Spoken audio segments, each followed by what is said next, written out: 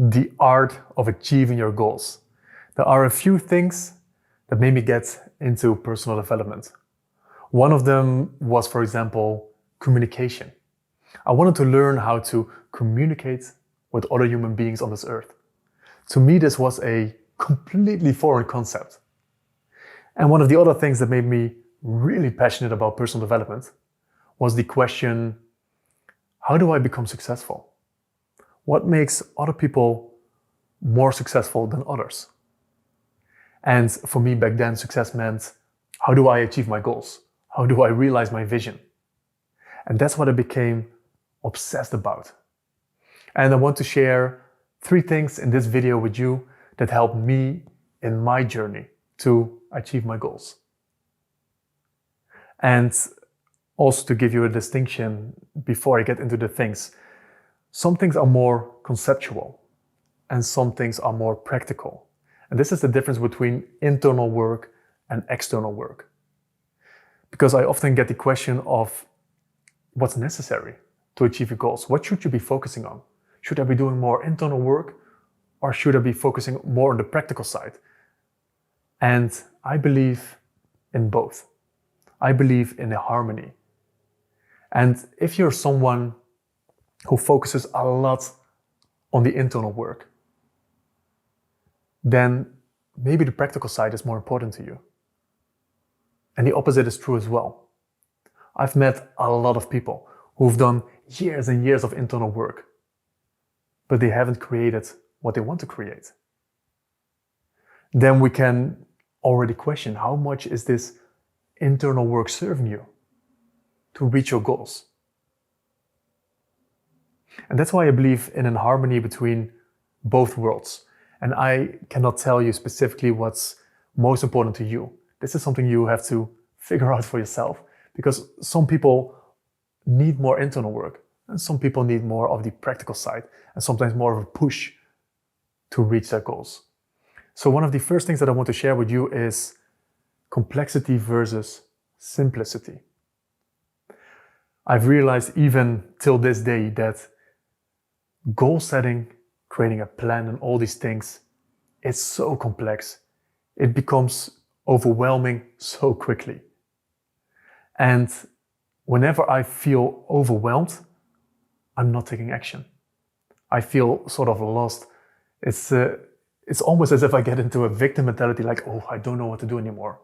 Like, oh, maybe I can't achieve these goals. And the important part is that you are able to move from this overwhelm, from complexity to simplicity. Now, moving to simplicity is simple, but it's not easy. Complexity can show up in many different ways when it comes to goal setting and your vision.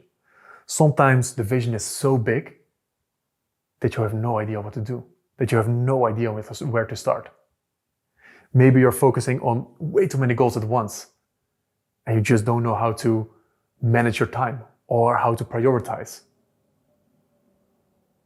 Maybe, and this is more internal, maybe the story around your goals or the story around the steps is so difficult, is so complex that it prevents you from taking action.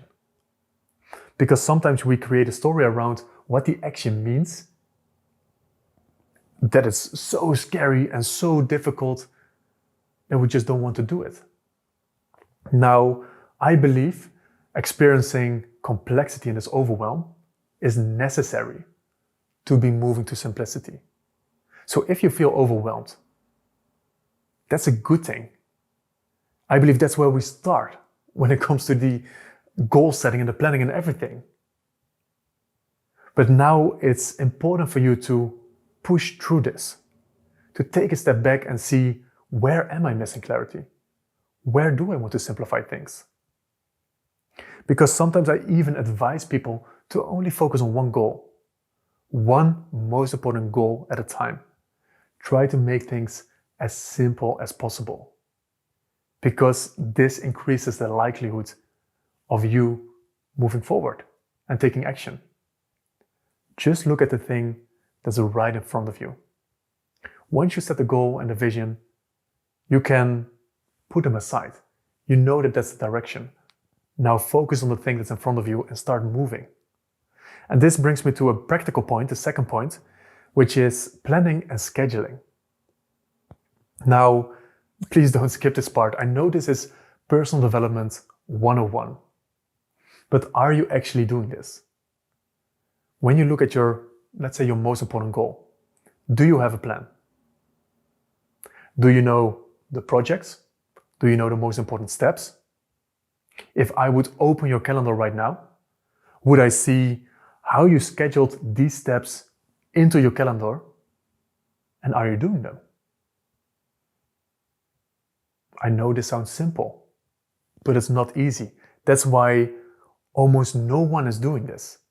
All the productivity things are talking about these concepts, but are you actually consistently practicing them? And even if one concept doesn't work for you, are you seeing what's working, what's not working, and are you making the adjustments to make it fit in your life? Because these steps are crucial. I believe if you take one thing from this video, it's simply this: set a goal, create a plan, know your most important projects, know your most important steps that you have to be taking every single week or every single day, put them on your calendar and do them. That's it. If you want to achieve your goals, do that thing, make adjustments where necessary, and you will reach them. It's often that simple, but we can overcomplicate what a plan means. We can try to make it perfect. We can think, again, we can create all these things and all these stories around it, what it's supposed to be like. But what is most important around your plan and your schedule is that it becomes easy for you to take action. If it makes things more difficult, you already know you're not having a good plan. If all this scheduling and planning creates overwhelm, you know it's not a good method that you're using. And that's where the complexity versus simplicity is so important. If it becomes simple, if it becomes clear, if it becomes easier to take action, then you know you have a right plan, a right structure, right habits for you in this moment of your life. And the third thing that I want to be sharing with you when it comes to achieving your goals is self-belief. The one thing that makes you stand out from other people is the conviction that you have. When you have that vision, when you have that goal, are you creating yourself as small? Are you questioning yourself? Are you uncertain in certain steps? Because real obsession and conviction, you won't be questioning yourself. You won't be asking yourself the questions like, oh, can I achieve this? Or, oh, what if this happens? Like all of these, or shall I do this today? Or, oh, maybe I don't feel like it. These questions don't even come up when you're really obsessed with what you want to be creating. If I look at my workouts, for example, it's so fascinating to me how especially with fitness, because this became one of my most important goals in the beginning of my journey.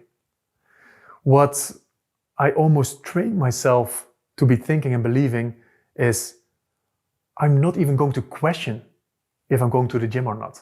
I don't care how I feel unless I'm injured. And even then, even when I'm sick or injured, I'm going to the gym, no matter what. And for me, it even leads into an unhealthy part where I even go to work out when I'm injured or ill. But there is this conviction. There's no question about it.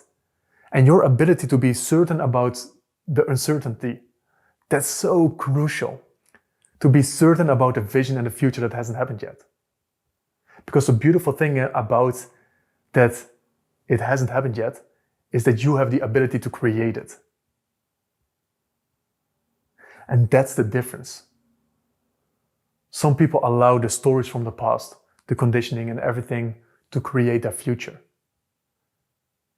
But the future is simply a blank slate, a blank canvas, and you are able to create whatever you want to create.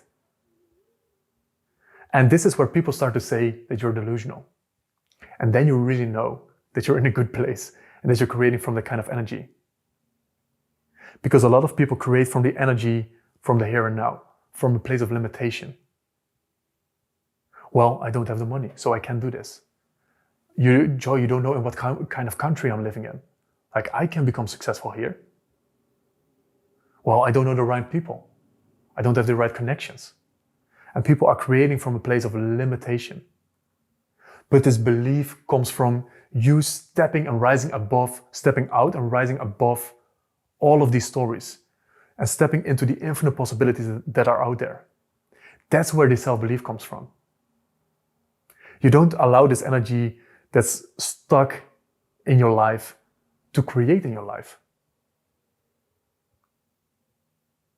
So I know this one is a bit more vague and difficult because it's difficult to be cultivating this. And that's why it takes a lot of practice. It takes a lot of awareness to see, where am I creating myself small?